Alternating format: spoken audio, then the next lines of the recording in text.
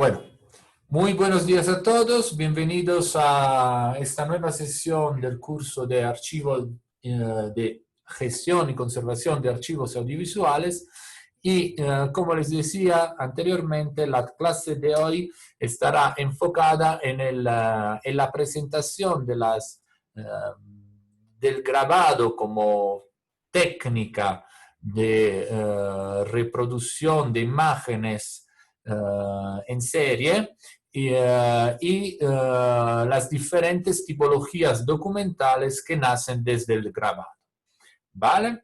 Entonces, en cierta medida, intentaremos presentar de una forma sintética la historia de los procedimientos, las características de los mismos y las tipologías documentales. Como les decía, ahora haremos simplemente una presentación así un poquito por encima de cada tipología y luego ustedes habrán de revisar los videos que les he puesto para que puedan empaparse mejor de las características de todos y cada uno de los procedimientos y de las tipologías documentales.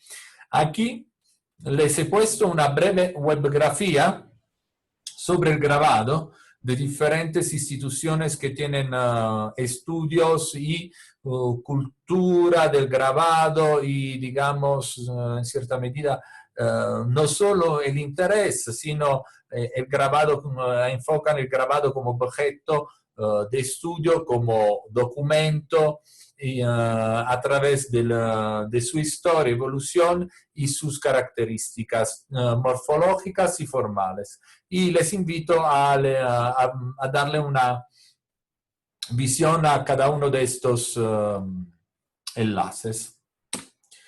Bueno, grabados o estampas. Vamos a aclarar un poquito este tema. ¿En qué se diferencia el grabado de la estampa? ¿Es lo mismo? ¿Es sinónimo? ¿O qué? Grabado estampa se puede decir en general a todas aquellas técnicas artísticas de obra gráfica, es decir, métodos para obtener imágenes múltiples. ¿Vale? Es decir, es una técnica que permite una reproducción serial, serificada de un determinado tipo de imagen. Imagen o no solo de imagen, o sea, también de texto puede ser. Entonces, hay grabados artísticos de muy gran valor, lo veremos a lo largo de la clase, grandes pintores como Rembrandt, como a ver, ahora no se me ocurre otro, pero grandes pintores, el mismo Picasso ha hecho grabados, etcétera, etcétera. Entonces es una técnica utilizada entre grandes artistas y no solo, porque se ha utilizado también dentro de la prensa, se ha utilizado también dentro de la comunicación en general como una técnica para reproducción de carteles, etcétera, etcétera.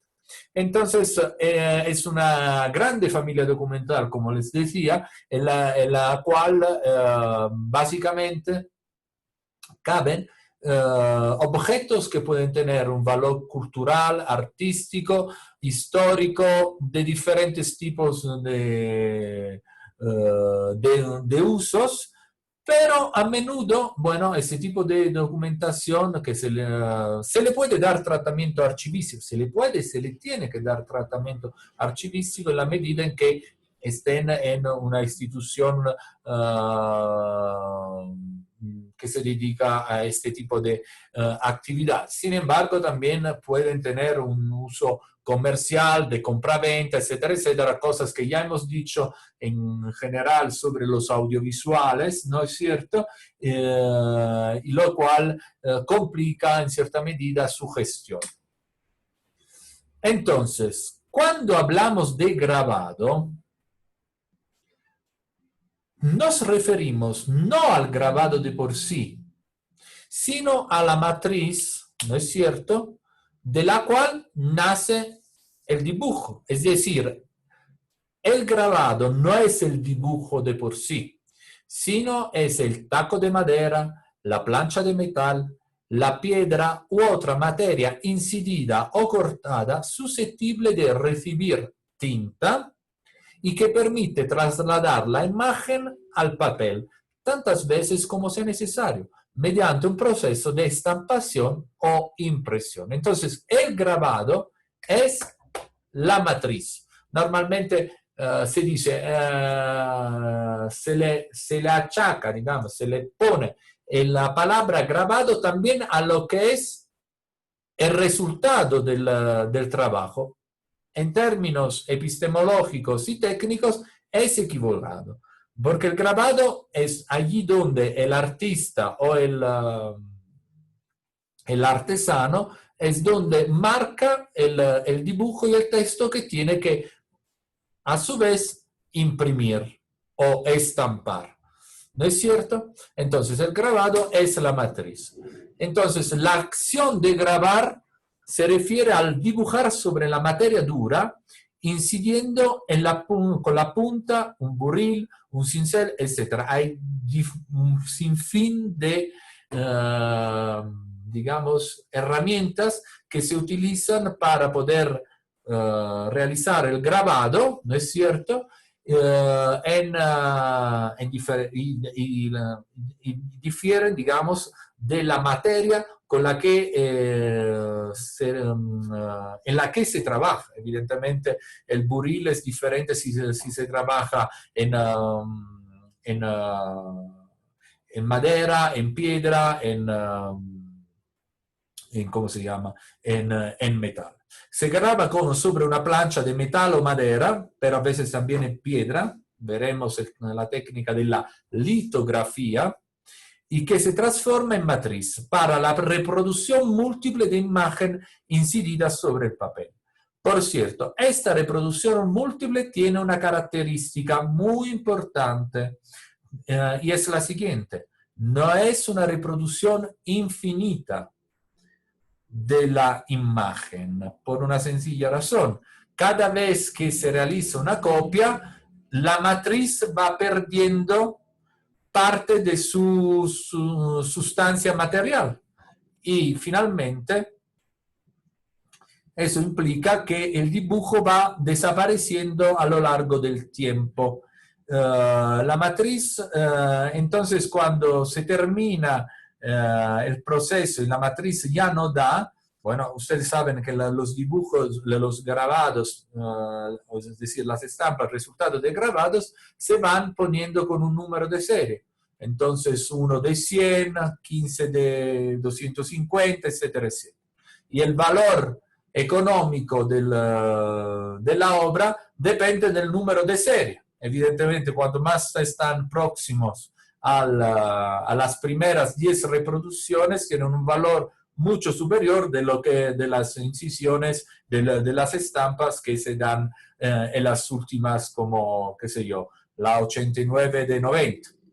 ¿Vale? El grabado es previo a la estampa, es cierto. El trabajo previo es el trabajo inicial y fue inicialmente realizado por orfebres. La estampa, en cambio, es la imagen traspasada de la matriz. Entonces está grabada en papel por un medio de presión normalmente, que es el resultado final de todo proceso de elaboración de grabado. La estampa también se llama prueba. Hay muchas pruebas. Hay muchas pruebas antes de llegar a la imagen final. Y se admite como sinónimo de palabra de grabado, por extensión del término. ¿Vale? Perfecto. Entonces, ¿cuáles son las técnicas de grabado? Digamos, hay dos grandes familias de técnicas del grabado. Algunas se hacen con lo que es el relieve, es decir, se va haciendo el trabajo de excavar en la madera, en el metal, etcétera, etcétera, pero normalmente en la madera más, porque te da más juego. Y entonces funciona casi como si fuera un timbre, ¿no? la tinta se queda en la parte exterior, entonces en relieve. Y luego tenemos otro tipo de trabajo donde la tinta entra en el hueco. Y esos son los buril, la punta seca, la manera negra, el agua fuerte, entre otros. Entonces, normalmente esa es la primera característica. Entonces, si todo el mundo, si la grande familia de tipología documental que estamos tratando es la del grabado en general, entonces el grabado hemos dicho que es la matriz y finalmente ¿cómo se llama? El dibujo es la estampa. Estas estampas se dividen en otras dos grandes familias. Por un lado, aquellas que vienen de la técnica del relieve y por el otro, la técnica del hueco. ¿Vale? Y aquí pueden ver un poquito las diferencias. A la izquierda tenemos un ejemplo de litografía, perdón, de xilografía, ¿no? Y la litografía también. Ambas son técnicas de relieve, solo que la xilografía tiene un relieve más puntiagudo y la litografía, en cambio, lo tiene un poquito más curvo. En cambio, todas las demás técnicas, la agua fuerte, la mezzotinta, aguatinta, etcétera, etcétera, entran en el último imagen que ven a la derecha, que son aquellos grabados con, digamos, esta situación de hueco, ¿vale? Los inicios. Algunos autores sitúan el origen del grabado en la prehistoria, entendiendo por la incisión en un material, en cualquier material. Perdón, he repetido la palabra material. Les pido disculpas.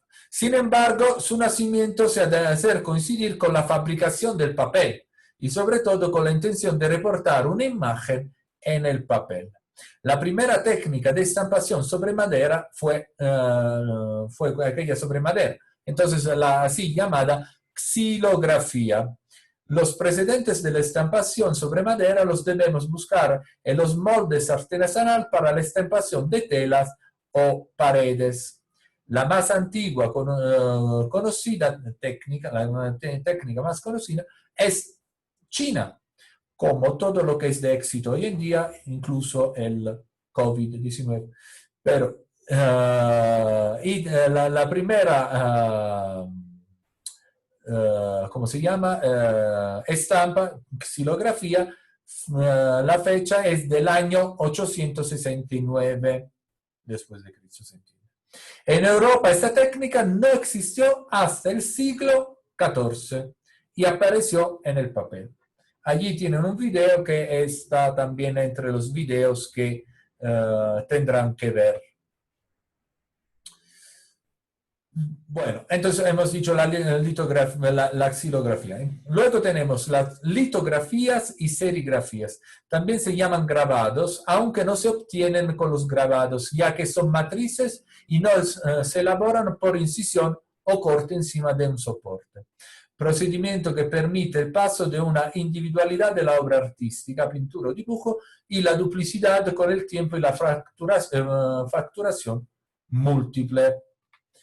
Entonces, cuando hablamos de estampas, allí nos metemos en problemas, porque existen un sinfín de estampas y por mucho que yo de esta materia, los únicos que saben distinguir bien cuáles son las características de una estampa u de otra son los críticos de artes. ¿Vale?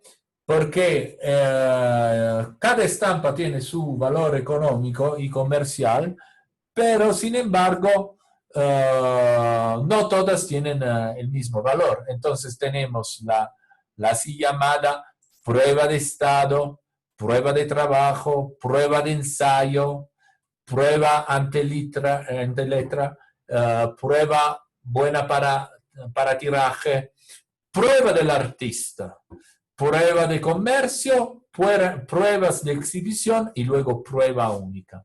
¿Vale? Evidentemente yo aquí no pretendo que ustedes aprendan todas las diferencias entre este tipo de pruebas, pero sí me interesa que sepan que cuando, por si acaso, en su trabajo se topen con una tipología documental de ese estilo, han de tener en consideración estas diferencias entre diferentes pruebas de estado.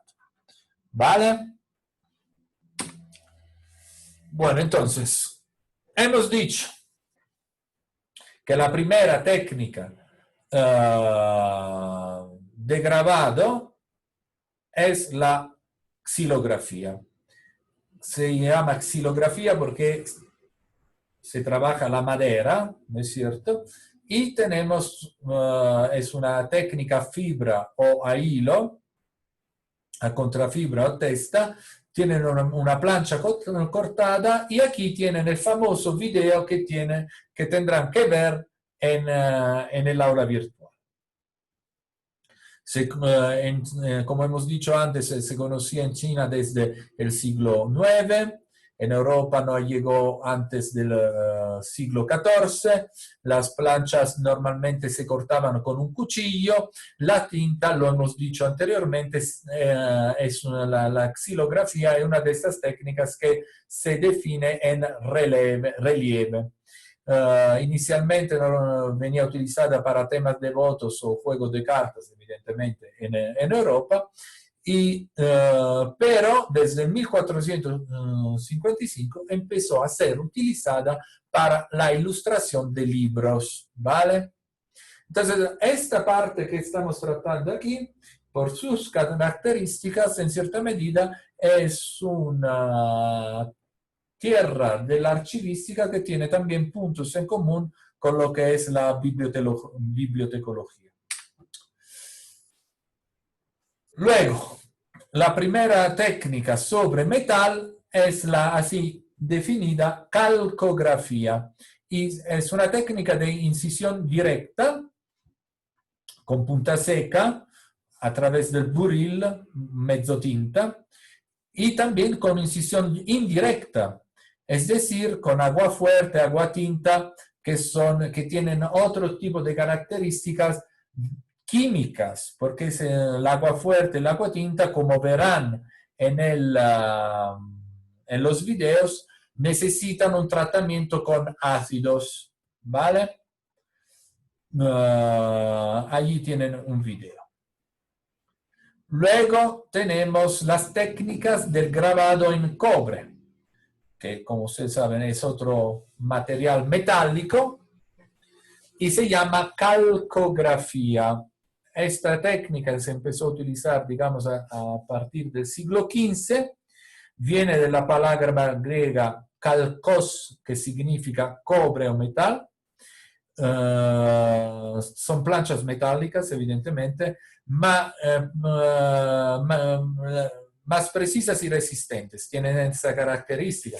Imagínense el paso que se da desde que se trabajaba la madera y la resistencia que podía tener a la madera en largos procesos de impresión a poder utilizar un metal. Va de por sí que el metal tenía una resistencia mucho más larga en el tiempo y permitía un mayor número de incisiones.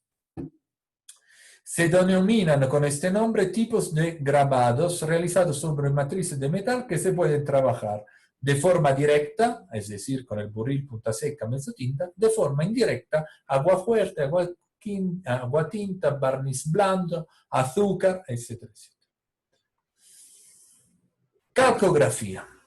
Entonces, ya lo hemos dicho varias veces. Ya varias veces apareció esta palabra buril. ¿Qué es el buril? Básicamente es el cuchillo con el que se trabaja la plancha. Es una herramienta de acero de forma poliédrica, tiene un sinfín de forma. Cada orfebre tiene sus buriles, los crea él mismo, hay un trabajo, cuando el trabajo del artista se mezcla al trabajo del artesano, el mismo artista va elaborando sus propios buriles dependiendo de las necesidades que tiene. Entonces pueden tener la punta cuadrada, rectangulares, romboidales, un sinfín. Tienen un video donde... Sí. Yo tengo una pregunta. ¿El buril es diferente a lo que es las gubias o tienen una sinonimia, son sinónimos entre ellos, el buril y las gubias? Bullas. Las gubias. Gubias. Quiero para el grabado tanto en metal como en acero, porque hay las gubias para la incisión del justo del metal o de la piedra o de la madera en la que van a trabajar. Bueno, puede que sea lo mismo y que tengan una definición diferente. Es la primera vez que escucho esta palabra y tal vez mi vocabulario está más vinculado a una tradición española. Pero luego vamos a... Me parece que en el... ¿Cómo se llama? Que en el PowerPoint debería haber alguna imagen. Mateo. Sí. Perdón. Perdón. Las gubias son empleadas por los talladores de madera. Exactamente. Ah, ajá, vale, eso no sabía yo. Claro. Entonces, esas, por ejemplo, los tienes en San Antonio, son expertos, ¿no? Evidentemente, como son artesanos, entonces, lo que tú has dicho, ellos mismos fabrican su herramienta y de acuerdo a sus necesidades. Entonces, claro, les van dando todas las características de acuerdo al trabajo que están para desbastar el trozo de madera, ¿no? Que luego se convierte en objeto. Bueno, entonces ya de por sí aquí tenemos la respuesta que buscaba Miriam. Evidentemente el buril está más enfocado, sirve para trabajar el metal. Entonces tiene una resistencia diferente, tiene formas diferentes y sobre todo imagínate lo que es hacer el surco en el metal.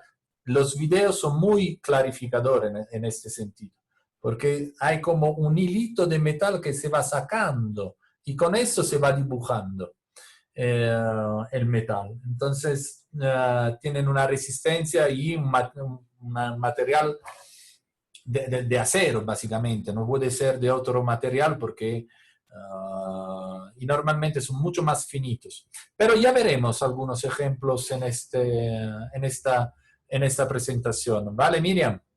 Muy gentil, gracias compañeros, muy gentil Mateo. Gracias, Eduardo, que nos ha ayudado también. Ajá. Aquí tienes el buril.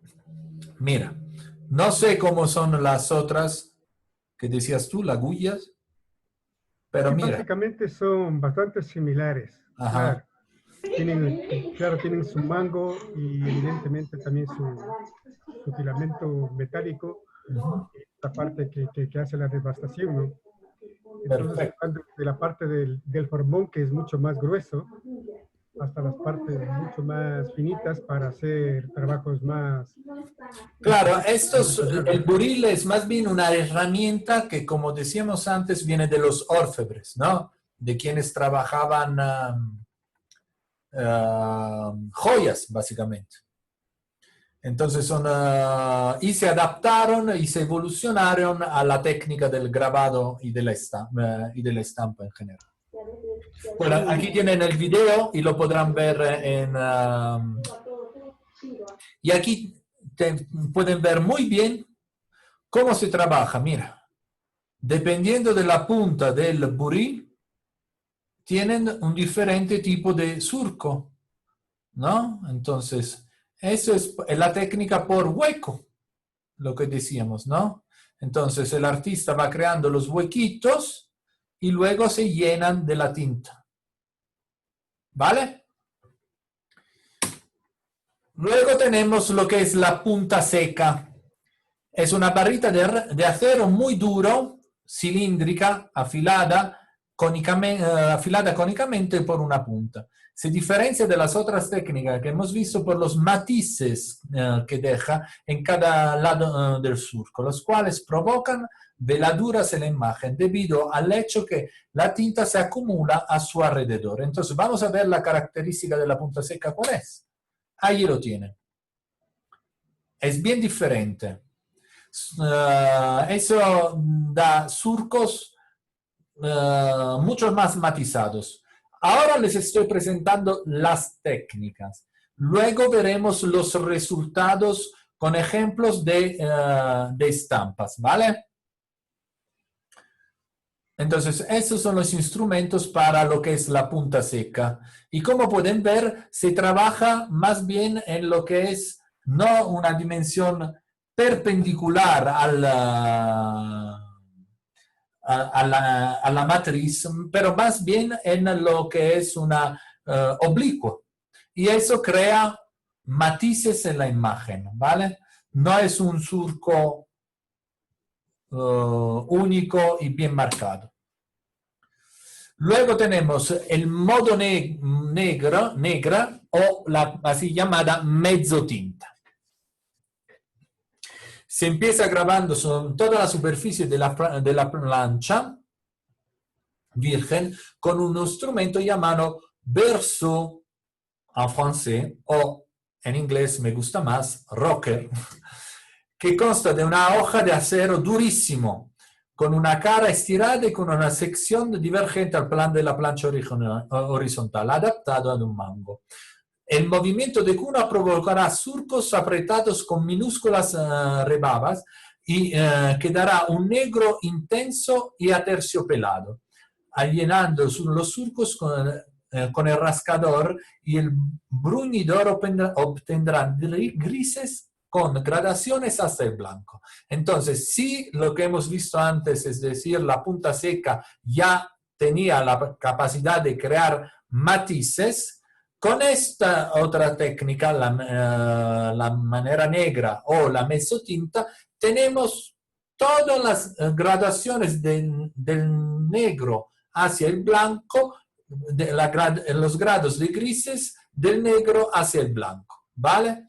Y se trabaja con este tipo de herramienta, ¿vale? Y se hace un movimiento con el pulso, realmente muy duro como para trabajar, pero esa técnica permite justamente tener unos dibujos muy bien elaborados y con mucho valor económico. Y ese es el resultado. Entonces, para tener estos diferentes grados de grises, los surcos tendrán diferentes profundidades, ¿vale?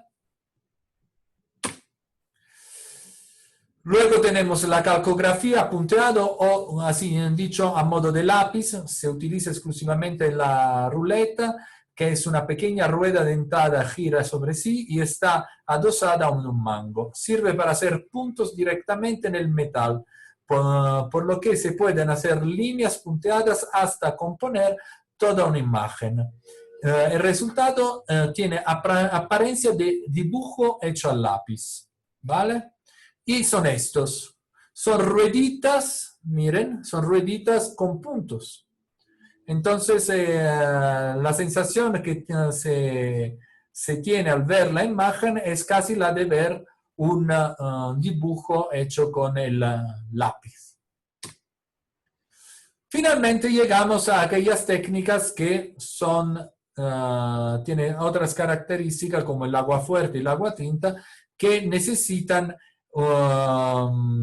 algunos elementos químicos como el barniz. Entonces, el agua fuerte fue utilizada a final del siglo XVI. Es una plancha de cobre con capa de barniz protector donde se rasca el dibujo con el buril. Las partes sin barniz se tratan con ácido nítrico rebajado con agua que corroe el metal y deja vacíos. Es una técnica que ve una componente química y por lo tanto realmente el artista es artesano y el artesano es artista en la misma persona. Hay diferentes variantes en este sentido: el aguatinte, el grabado al azúcar, el barniz blando, a la sal, el lavado al ácido, un sinfín. Y entonces, eso más o menos, agua fuerte, aquí tienen el video, lo verán. Es un video muy impactante porque también se trabaja con el fuego, es muy fascinante. Me da pena no poderlos ver con ustedes esos videos, porque cada año que enseñaba estos videos, muchos estudiantes se quedaban asombrados porque son técnicas muy poco conocidas, pero extremadamente fascinantes a la hora de ver la manualidad del artista. Entonces, tienen la plancha de cobre, la ven, con la capa de barniz de agua fuerte. Sobre esta capa se hace el dibujo, finalmente se pone en remojo en el ácido, se saca la plancha finalmente trabajada, entonces ya tienen la plancha lista para que pase la tinta y luego pueda dejar huella del dibujo. El agua tinta es una variante del agua fuerte, no hay mucha diferencia, es una plancha de cobre cubierta con resina que una vez calentada, esa es perdón, me equivoqué, no es el agua fuerte, el agua tinta es la que tiene el tratamiento con el fuego también. Se adhiere y forma puntos. Se dibuja encima de una tinta especial aplicada con el pincel. Hay que proteger los blancos con verniz y se trata con agua fuerte, agua con ácido nítrico. Por eso se llama agua fuerte. Era una forma antigua de llamar el ácido nítrico, que muerde y corroe el dibujo. Y allí sale el dibujo. Y ya lo ven aquí, es una técnica todavía más compleja que la anterior, pero básicamente es parecida. O sea, la plancha se trata con esta resina, en la resina se hace el dibujo, una vez que se hace el dibujo se pone en el agua, en el ácido nítrico, finalmente sale la plancha, se quita toda la parte de resina que sobra y finalmente la plancha está lista para ser puesta ¿cómo se llama? La tinta y impresa. Luego tenemos la calcografía con el azúcar, que es otra variante del agua fuerte. Eso es una plancha previamente resinada, se dibuja con una pluma o pincel, con una mezcla a base de azúcar, goma arábica y tinta china. Una vez seco el dibujo se barniza toda la superficie y cuando se ve ya se ha secado el barniz se pone la plancha bajo el agua y bueno, aquí tienen todo, eso es la que les decía, es la técnica preferida de Picasso, ¿vale?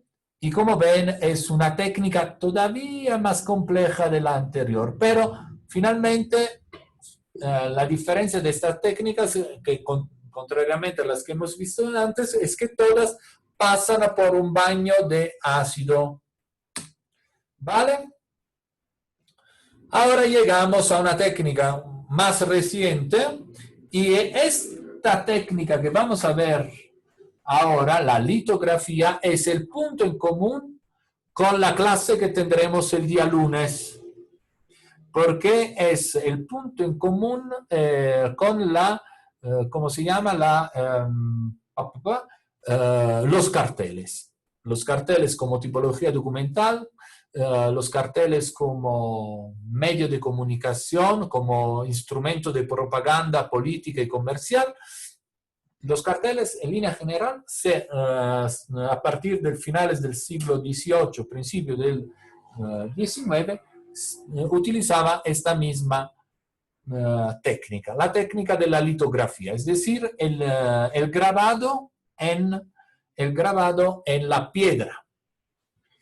Fue inventada en 1796 por un alemán, Alois Senfelder, basada en la repulsión existente entre agua y materias grasas. Tanto las partes impresoras como los blancos están en el mismo nivel, sustituida por sistemas más rápidos como offset, fototipia, serigrafía, etcétera, etcétera, etcétera. Pero todos nacen desde la litografía. Entonces, sobre una piedra caliza, porosa, de grano fino, irregular, se dibuja con el lápiz o con tinta grasa. Más bien se empieza con el lápiz y se termina con la tinta grasa. Se acidula la superficie con una mezcla a base de goma arábiga y ácido nítrico, la imagen queda fijada en zonas blancas impermeables, manteniendo siempre húmeda esa superficie. Cuando se pasa el rodillo intentado, la tinta solo se dispone sobre zonas previamente dibujadas, mientras que el resto de las partes húmedas rechazan la tinta. Poniendo una hoja en el papel encima y pasándolo por una presa litográfica, obtenemos una estampa. Aquí tienen un ejemplo de litografía, que también está en la página web. Entonces, ¿cuáles eran las mayores ventajas de la litografía? Que los pintores ejecutaban directamente las planchas sin grabadores. Te permitía ediciones prácticamente ilimitadas, contrariamente a las anteriores técnicas. Por ejemplo, uno de los mayores artistas franceses del siglo XIX, Toulouse-Lautrec, estaba adicto a esta técnica y sus carteles son famosos hasta hoy en día. Entonces, permitía ediciones ilimitadas, no tenía esta desventaja que tenían las demás técnicas, que después de 250 reproducciones la matriz ya no daba más. Posibilidad de todo tipo de formato. Una litografía se podía hacer desde una piedrita así de pequeña hasta una piedra grande cuanto un escritorio, más o menos, y una posibilidad de toda gama de matices, desde el negro a gris más claro y hasta los colores. En el siglo XIX se continúa perfeccionando la técnica de grabado, mejora el cortado de las planchas de madera, aunque no se utiliza, empieza, como ven aquí, a partir del 1820, la cromolitografía, es decir, la litografía con los colores, el fotografado xilográfico, la zencografía, autotopía, etc. Aquí tenemos el ejemplo de cromolitografía, que no varía mucho de la litografía, sino tiene la característica de los colores. Luego tenemos la serigrafía, pero no me acuerdo cuántas, porque yo ahora ya quisiera enseñarles algún, y luego tenemos la estampa digital. Aquí termina la parte relativa a las técnicas. Entonces, antes de ver algunos ejemplos concretos de estampas, quisiera saber, a ver, Luis Eduardo, mi capitán, ¿cómo le va? Buen día, Mateo, buen día, compañeros. Yo estoy aquí hace unos 5 minutos. Claro, no te había visto porque tenía la pantalla con el PowerPoint. Bienvenido. Me parece que la clase es, como ven, es sencilla y básicamente presenta esa serie de técnicas. Ahora vamos a ver concretamente qué tipo de resultados dan estas técnicas de reproducción en serie de imágenes, pero quería saber si hasta el momento todo bien, quedó clara la diferencia entre grabado y estampa, entre técnica a hueco y no, en fin. Si tienen dudas, inquietudes hasta el momento, si no, seguimos.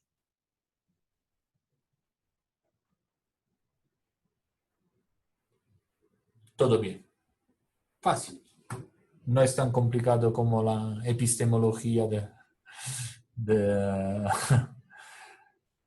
Bueno, entonces, vamos a ver algunos dibujitos. A ver si les gustan. A ver, y lo tenemos acá.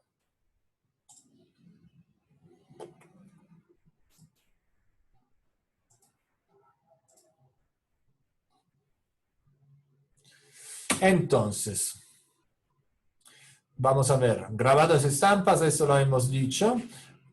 ¿Qué tipo de usos han tenido esas tipologías documentales? Obra de arte y medio. Los usos han sido entre la obra de arte y medio de información. Como medio de información, los grabados se utilizan. Hay muchos tipos de grabados, ¿no? Hay el grabado didáctico, hay el grabado publicitario, el grabado informativo, incluso el grabado de carácter científico que es lindísimo. Entonces, vamos a ver la xilografía. La xilografía, como hemos dicho, es la técnica más antigua, va desde 1400, en realidad 1450, algo así, en Europa hasta 1600. Y como hemos dicho, su origen era desde China. Y en China esta técnica existía desde el séptimo siglo, o sea, desde el 800 después de Cristo. La xilografía, eso es un ejemplo de xilografía. Miren, ¿cuál es la característica? Es que es un dibujo, ¿no es cierto? Es el clásico dibujo con un surco bien marcado, ¿no es cierto? Y no hay muchos matices, ¿no? Es negro y blanco. Y es una técnica que es más bien no por hueco, sino como un timbre, como una parte externa que se emerge en la tinta y deja este dibujo. ¿Vale? Aquí tenemos ejemplos de litografías que se incluyen como ilustraciones en textos de libros. ¿No es cierto? Y como lo hemos dicho antes, las primeras litografías se utilizaban imágenes normalmente sagradas, como pueden ver aquí. Grabados por incisión directa, es decir, el buril. Eso es desde 1450 hacia 1820 como técnica. Ya pueden ver el buril, que lo hemos visto, es esta herramienta de acero que ya permite diferentes tipos de surcos, algunos más anchos, otros más chiquitos, que da un dibujo mucho más matizado. Entonces se pueden ser líneas más negras y anchas con líneas más finitas y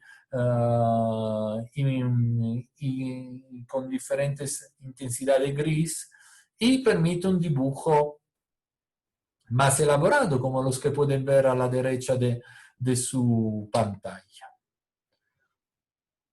Se trabaja de una forma más compulsiva, diría yo, con una serie de líneas repetidas y que se entrecruzan entre sí, que pueden dar ejemplos de dibujos mucho más articulados como el que vemos a la derecha. ¿Vale? Ese es otro ejemplo de retrato con el buril. ¿No es cierto? Y desde los siglos XVI y XVII el uso del grabado con intención de propaganda política vinculada a la aparición de folletos y libellos prensa. Entonces, entonces aquí, como hemos dicho, desde el siglo XVI el grabado ya empieza a tener una función de propaganda y entonces una difusión mucho mayor de la técnica. Desde el siglo XVII el grabado se utiliza con fines informativos, es decir, se le da el mismo uso que se le puede haber dado en tiempos relativamente recientes a la fotografía para recoger actos o acontecimientos sociales y políticos. Vamos a ver el aguafuerte. Esa es una técnica desde 1513 hasta 1825. Miren la capacidad narrativa del aguafuerte. Los matices se amplían. La complejidad del dibujo es mucho más elaborada que en los ejemplos que hemos visto antes, ¿no? Se pueden hacer surcos de todo tipo y el pasaje desde el negro al blanco y viceversa tiene mucho más matices, ¿no es cierto? Pero son matices que se ven en esta diferencia de surcos entre los que van a un negro profundo y el uso del blanco.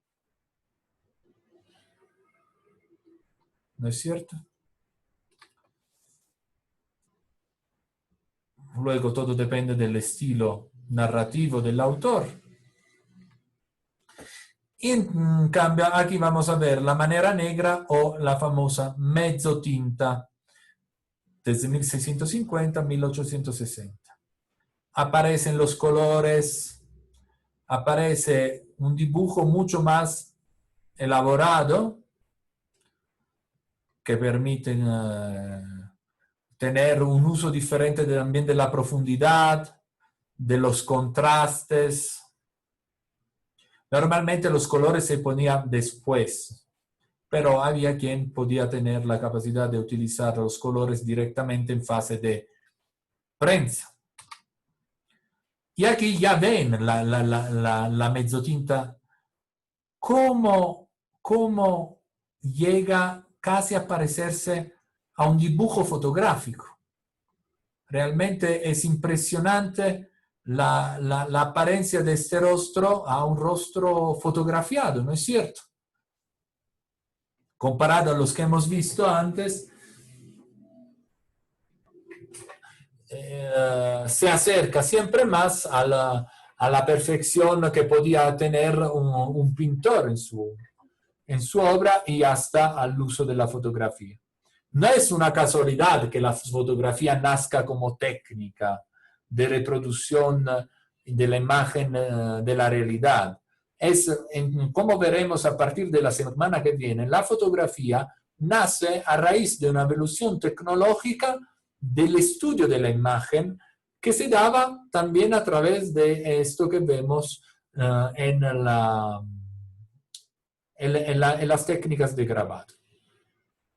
Miren, lo que ven a la izquierda son todos los surcos hechos con esta herramienta que hemos visto antes, que se trabaja con el pulso, que parece casi una espátula de metal ancha.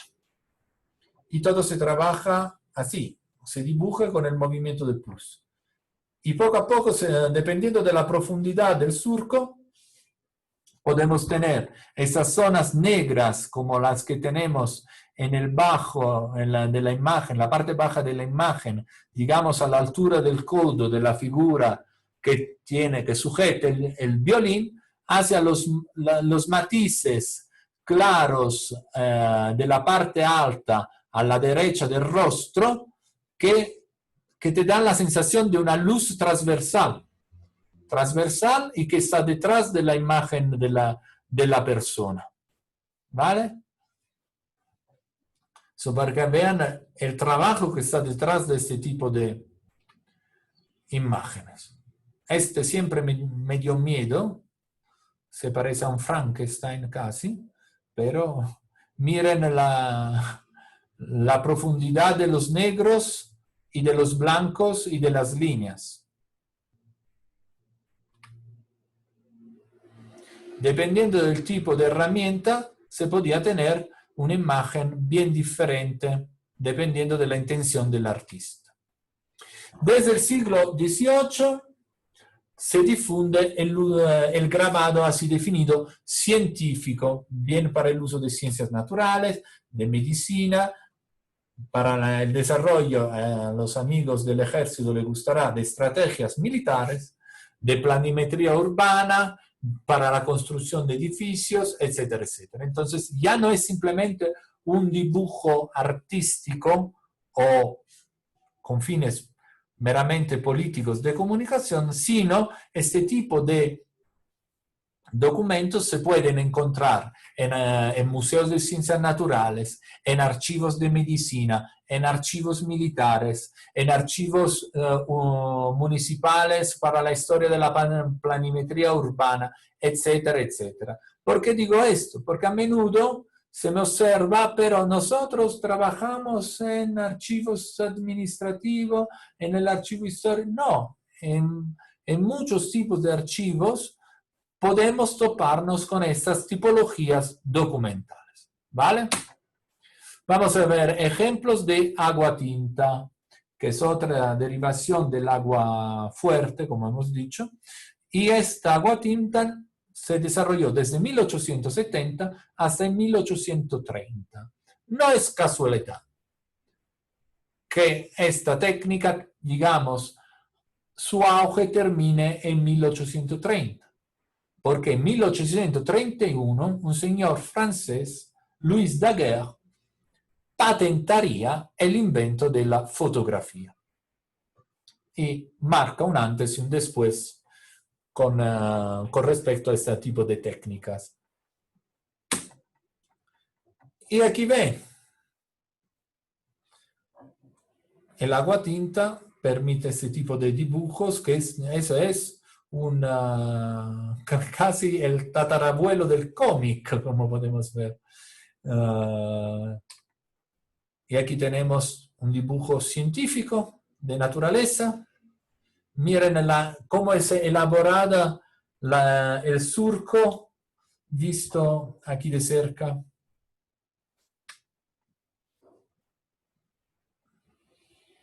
¿Vale?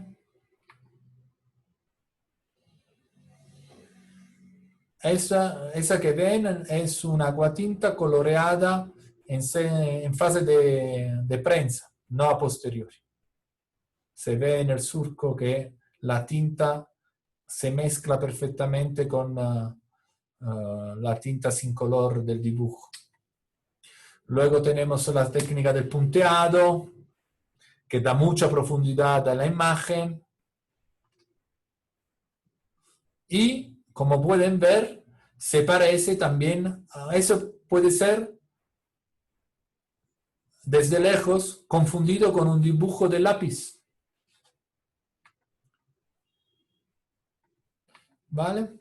Durante los siglos XVI, XVII, XVIII, se desarrolla el grabado de experimentación, opuesto a lo de la producción industrial, realizado por grandes pintores como Tiziano, Vanecchi, Rembrandt y Goya. Les aseguro que los grabados de Goya son impresionantes. Bueno, Goya todo es impresionante, me parece un genio total, pero los grabados son increíbles. Entonces tenemos el grabado, aquí tenemos una cronografía de los grabados en madera desde 1800-1865, pero en realidad la técnica estas de grandes autores, grabado en plancha metálica, litografía, cromolitografía, grabado en madera. Aquí tenemos el grabado técnico, como decíamos antes. O sea, se utilizaba para el estudio de ingeniería de máquinas. ¿No es cierto? De cómo elaborar la máquina, imaginarla y dibujarla. Ese, en cambio, es un grabado que nace claramente de una fotografía. Y se utilizaba para estudios antropológicos, para el estudio del movimiento de animales, el estudio de animales, el león. Y finalmente vamos a ver las características de la litografía. Como les decía, la litografía se utilizaba para la prensa y para la difusión del cartel, pero eso lo veremos con más detalle en la próxima clase del día lunes. ¿Vale? ¿Y por qué con la litografía se utilizaba para carteles y periódicos? Porque, como habíamos dicho antes, tiene esta característica que permite una producción casi ilimitada.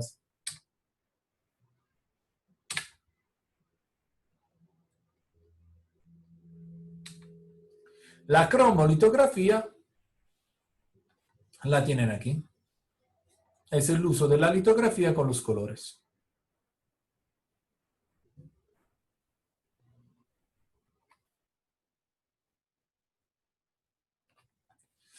En el siglo XIX la litografía será básica para primeras experiencias fotográficas, producciones de carteles y expansión de la prensa ilustrada.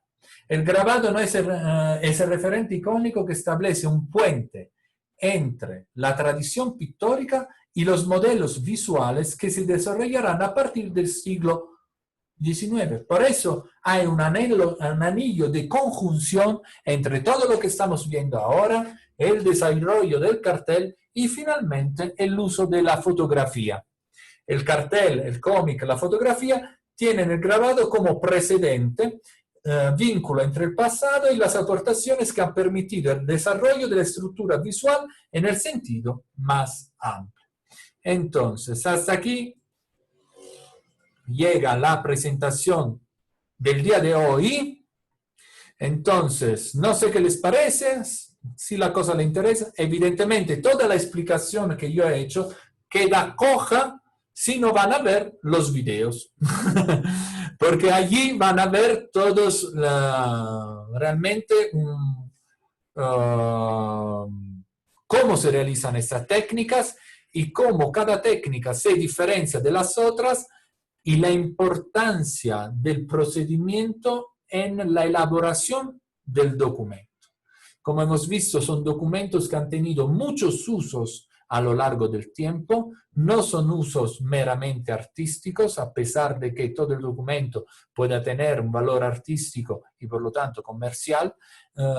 Sin embargo, los usos de estas técnicas van desde lo artístico, lo científico, lo propagandístico y por lo tanto político. Y el uso íntimo también del retrato, pero eso ya fue el primer paso. La aplicación de estas técnicas fue el primer paso hacia, digamos, el abaratar los costos del retrato.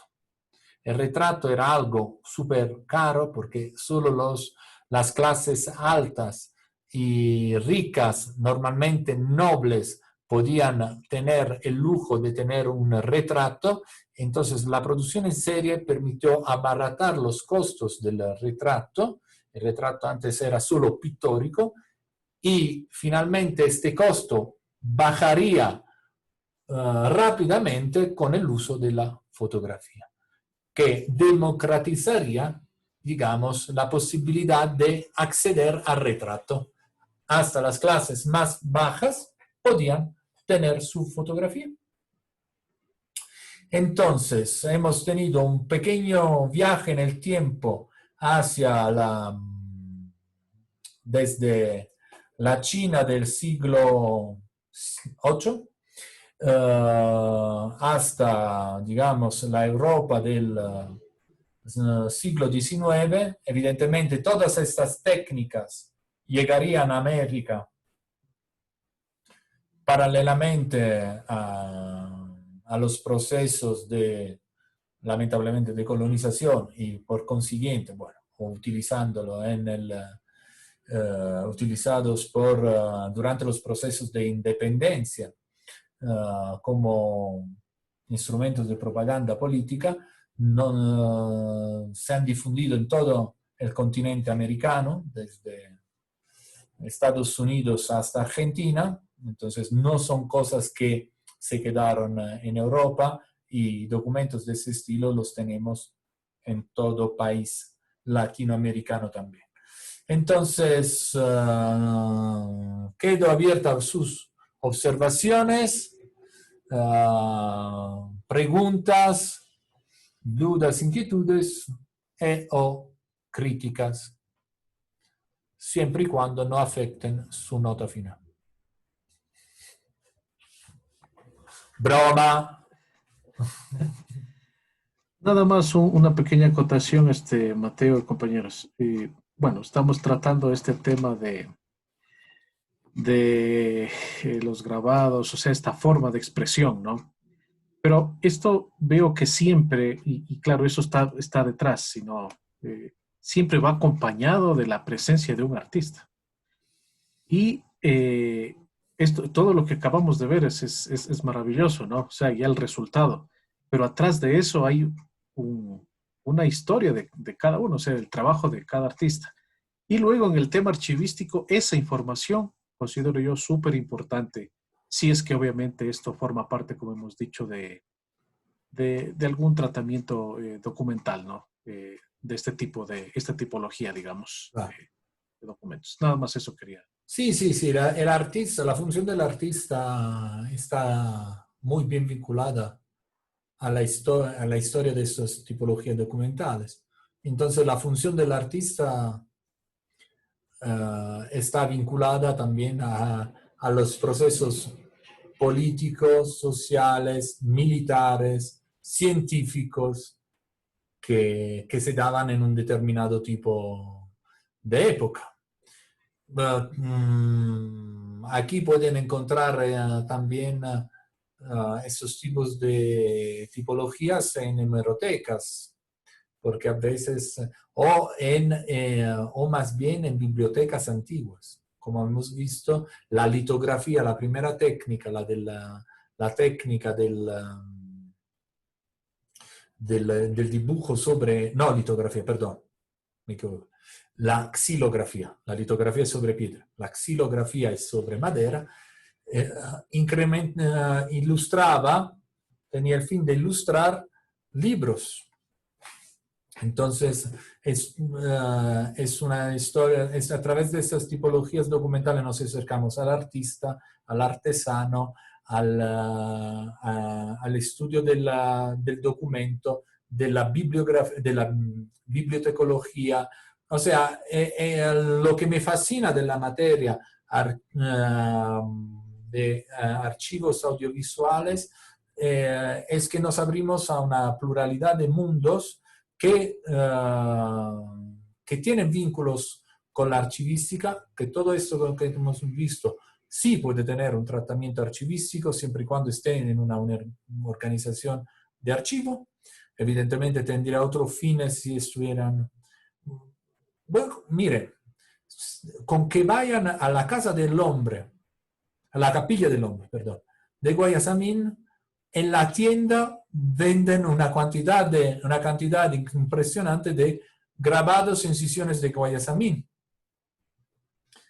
Venden, no estoy haciendo propaganda, simplemente para que vean si la quieren ver algún ejemplo desde cerca. No hace falta entrar dentro de la... Y se ve muy bien el tipo de técnica que ha utilizado Guayasamín. Luego imagino que bibliotecas y otros archivos sí tendrán ese tipo de tipologías documentales. ¿Otras dudas, inquietudes? Mateo, yo quería hacer... Sofía. Solo hacer breve, de alguna forma se puede decir que los archivos audiovisuales tienen esa dualidad de ser objetos de colección y también objetos de archivo. ¿Pero solo pasa con eso o también con los demás documentos? Bueno, sí.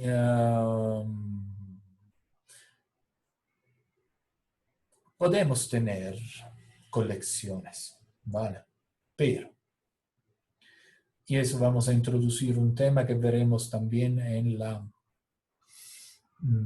fotografía. Sin embargo, si el archivo es el archivo de quien ha producido esta documentación, entonces se puede organizar en términos no de colección, sino de producción. Es decir, un archivo fotográfico de un fotógrafo, conservado por un fotógrafo, lo podemos organizar con un cuadro de clasificación que tiene series documentales, subseries, como cualquier otro fondo documental. Otra cosa es si es un coleccionista, un museo. Pongamos un ejemplo como un museo que va comprando esos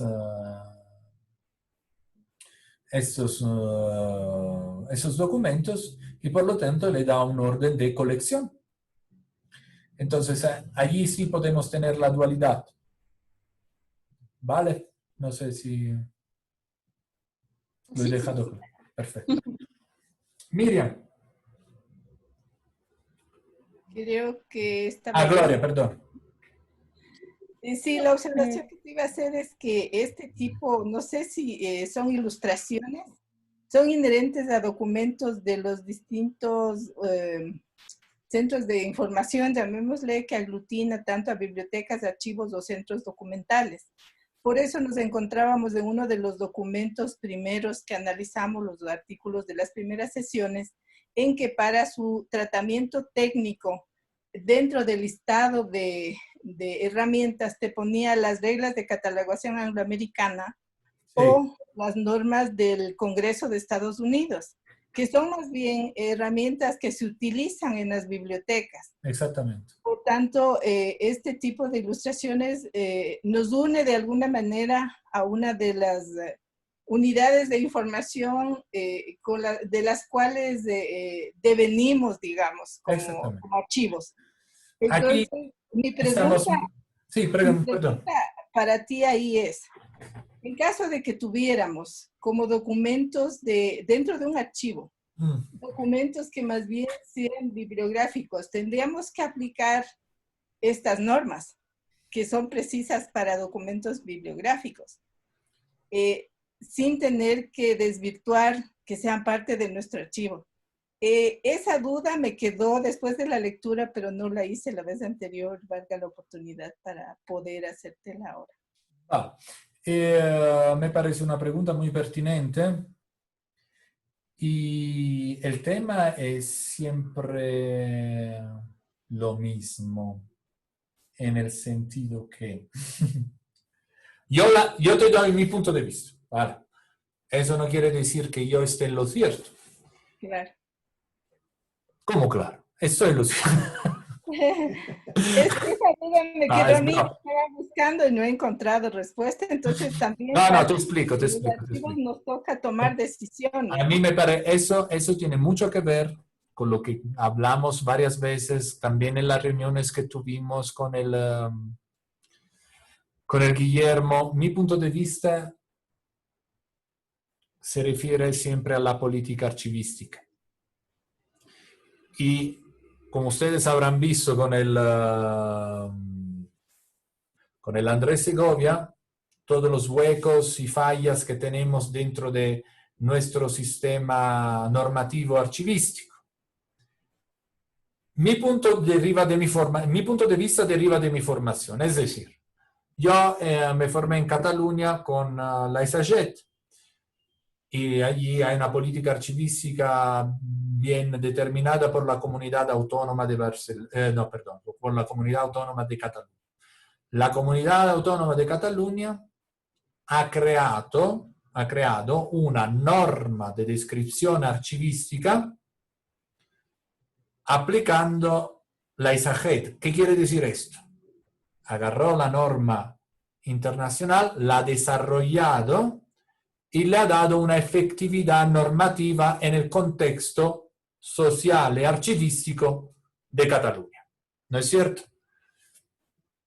Ha ampliado la norma de la ISAGET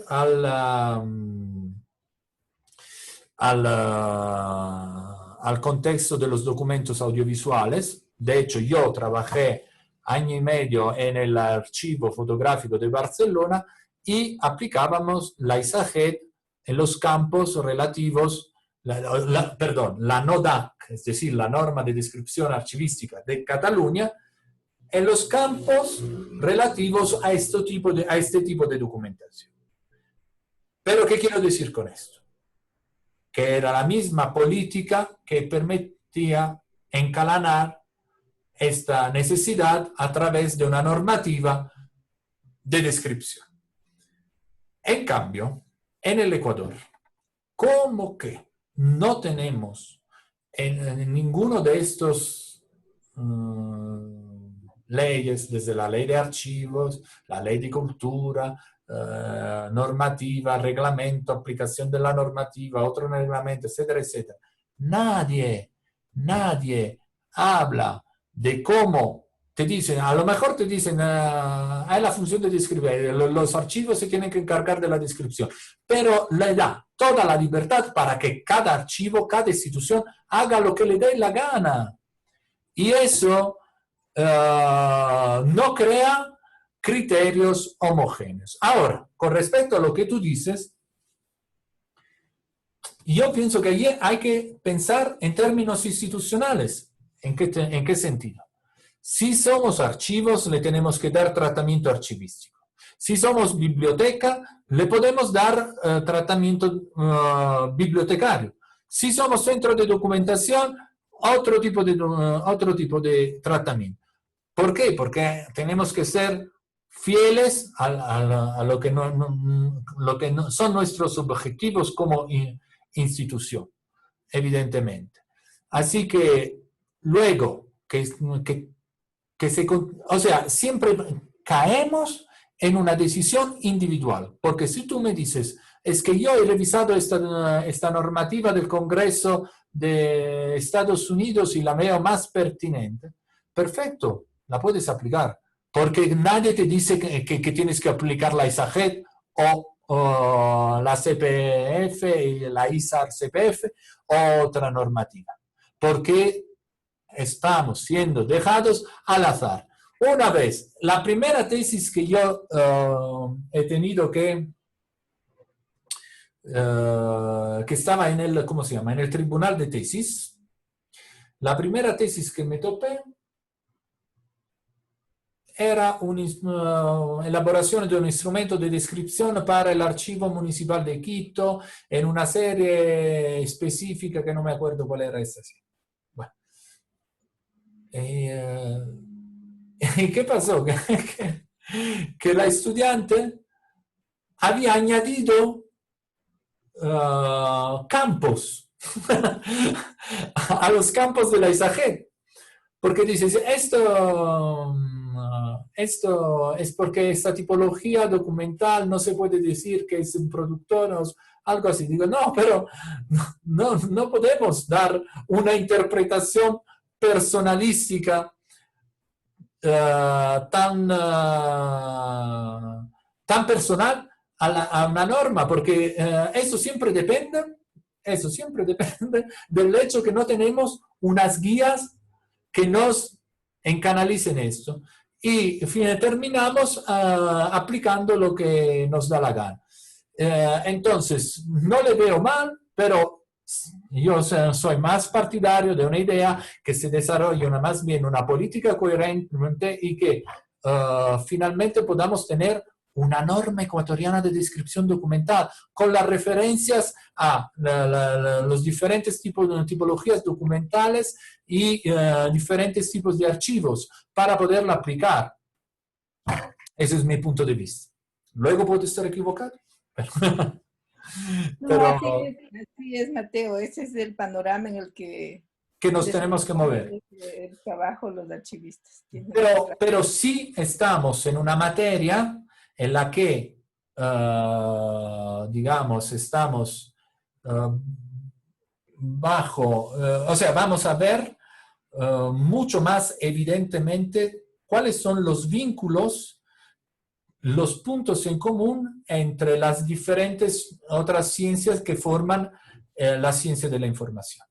Entonces también la bibliotecología, las ciencias de la documentación en general, etcétera, etcétera. Porque este tipo de documentación puede tratarse en diferentes formas, dependiendo de la institución que las trate. Así es. Gracias, Mateo, sí. Mateo, pero según lo que dices, o sea, y digamos, pongamos ejemplo la ISAG, o sea, pero tampoco es que es una camisa de fuerza. No es una camisa. Cierto, exacto. O sea, tiene que adaptarse a la realidad de cada una de las la ISAG es una norma elástica, flexible. Vale. Pero esa flexibilidad puede ser un límite si no tenemos una norma nuestra ecuatoriana, norma ecuatoriana de descripción archivística. Mateo. Eduardo. Bueno, más o menos del ejemplo que traías de la tesis del estudiante, es un poco como que refleja el tipo de trabajo que usualmente las instituciones que se ven abocadas a abordar el problema de afrontarlo, más o menos se lo ha hecho, ¿no? Me refiero, por ejemplo, al tema del Banco Central. Sí. Que cuando, bajo la institución del Centro de Investigación y Cultura, aglutinaba tanto la hemeroteca, la biblioteca, el archivo y las bibliotecas, Entonces, evidentemente se veía abocado a enfrentar todo este tipo de materiales, desde los textuales hasta los iconográficos, pero también había museos ahí, ¿no?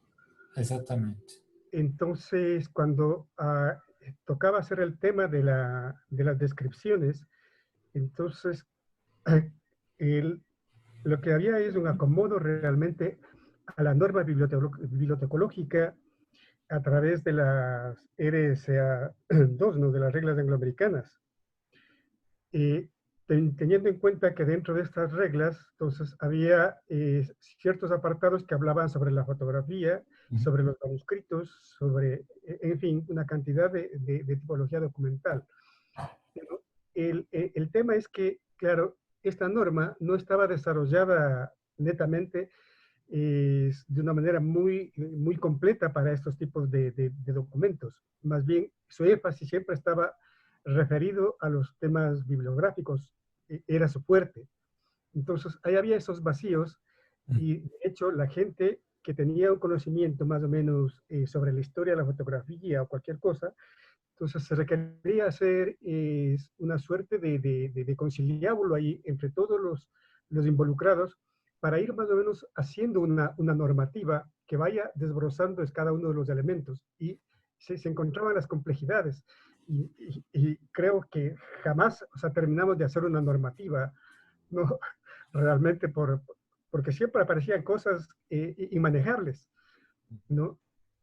Pero de alguna manera, mal que bien, se logró hacer algún tipo de registro organizado y que a la postre dio resultado y tenemos ahora por lo menos ese basamento. Claro. Pero evidentemente eso también, por otro lado, refleja el hecho de una ausencia de políticas a nivel nacional, porque cada institución se ve abocado a ver cómo aborda y resuelve el problema. Ahí está. Yo me lo guiso, yo me lo como, dijo Juan Palomo. Así es. Correcto. Mateo, ¿puedo opinar? Sí, por favor.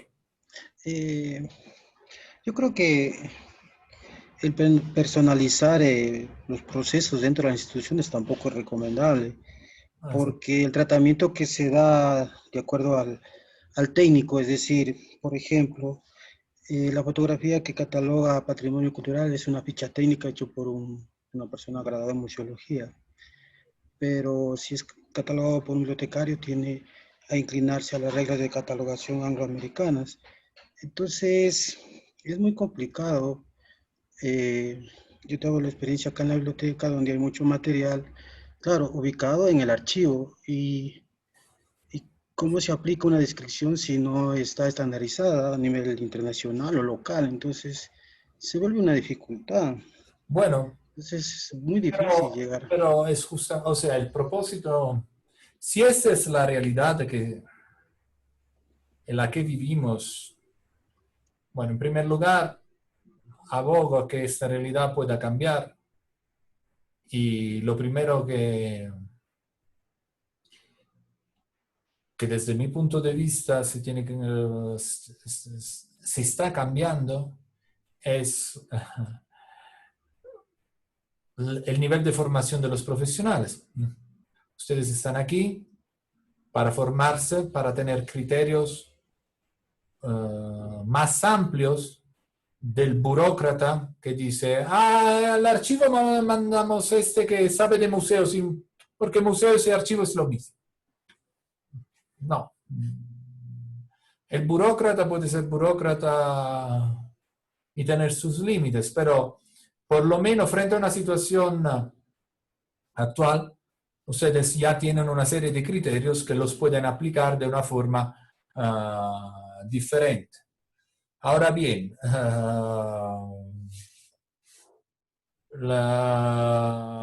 esto de que cada institución haga lo que quiera, de una forma u otra ha de cambiar.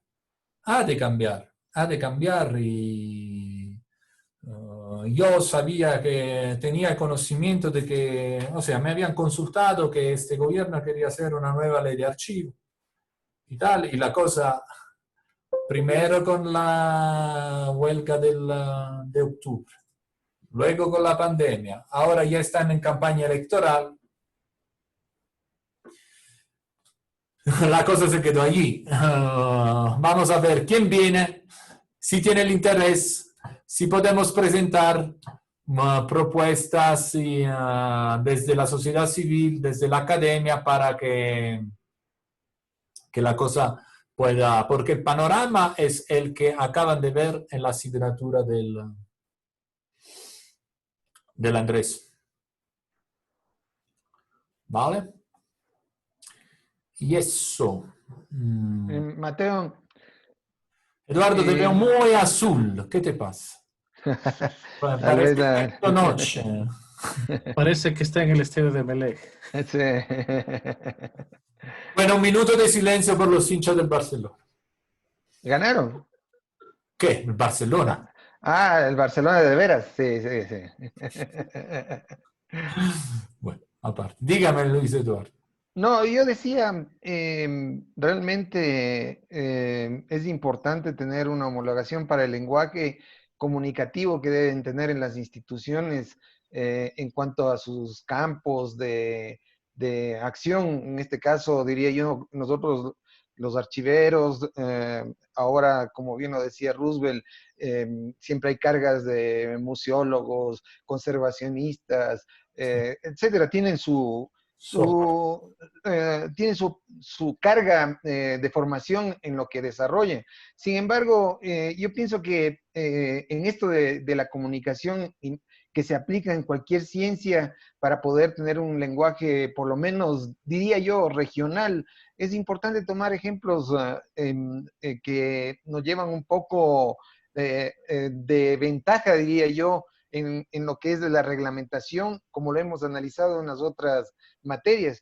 Para mí es muy importante lo que ha hecho Colombia y México, por ejemplo, y más o menos, no sé, ir por ese lado para tener más o menos un estándar y Eso es una bueno, comunicación con nuestros pares, ¿no? Eso es importante. Frente, o sea, por ejemplo, esos videos que le estoy pasando, ¿no? De la RIPDASA, nacen con un afán de una red, bueno, siendo que está patrocinada por los españoles, se llama iberoamericana y no latinoamericana, pero está funcionando bien, de preservación digital. Entonces allí la comunidad internacional académica, porque el panorama, sí, es verdad, tú me has hecho un ejemplo muy bien, Colombia o México, bueno, también podemos hablar de Chile, de Argentina y todo, pero más o menos todos estos países tienen una serie de falencias y depende de su contexto. Entonces, la comunicación interacadémica está ayudando mucho, por ejemplo, en el tema de preservación digital, pero se tienen que fomentar y retroalimentar más redes. Frente a ausencia de política pública clara, es importante tener ejemplos de Costa Rica está avanzada en tema de archivos, por ejemplo. Por decir, que uno no lo pensaría, pero sí está avanzada en tema de archivos. Entonces, es importante, es muy importante, porque puedes ver cómo ha funcionado una cosa. Si una cosa ha funcionado bien en un país, no quiere decir que la tienes que agarrar y aplicar tal y cual acá, porque no es cierto que vaya a funcionar, pero puedes ver qué partes le pueden ser útiles. ¿Vale? Bueno, el Moisés y el Gabriel, siempre silenciositos. ¿Qué les pasa?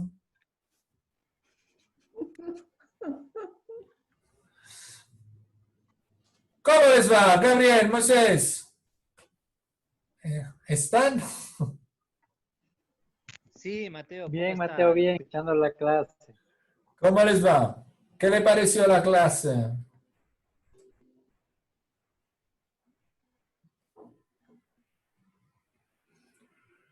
No le parece. Interesante todo lo que tiene que ver con los documentos no textuales, Mateo. Sí. Tenía yo una inquietud, pero no sé si viene al caso. Por favor.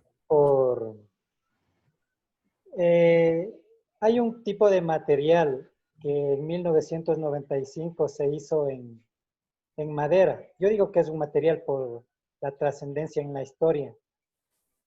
Se talló en madera la frase "ni un paso atrás", los lugares donde fue el conflicto del Cenepa, y eso ha permanecido en la historia en una unidad en Gualaquiza, cerca de donde fue el conflicto.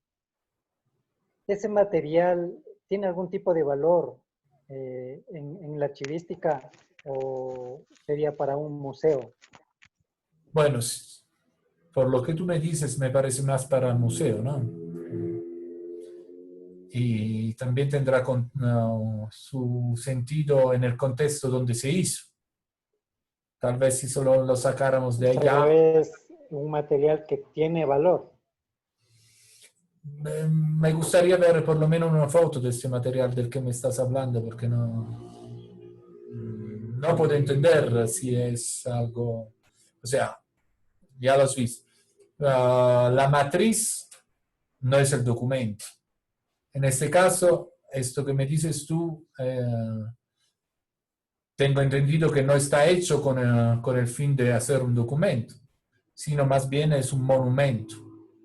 Sí, de eso se...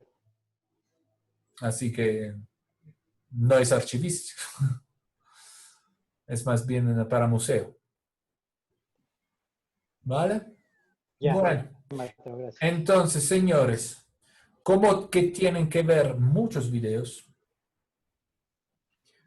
muchos, me parece que podemos cerrar la clase de hoy día. Me parece que hemos tenido un buen debate, que surgen preguntas. Entonces, nos veremos el día lunes para hacer la clase sobre los carteles. Haremos ejemplos de carteles de propaganda sobre el auge de esta tipología documental que se utilizó antes de la Segunda Guerra Mundial, en la España franquista, en la Italia fascista, en la Unión Soviética, etcétera, etcétera. Y luego ha tenido su desarrollo los carteles cinematográficos, etcétera, etcétera.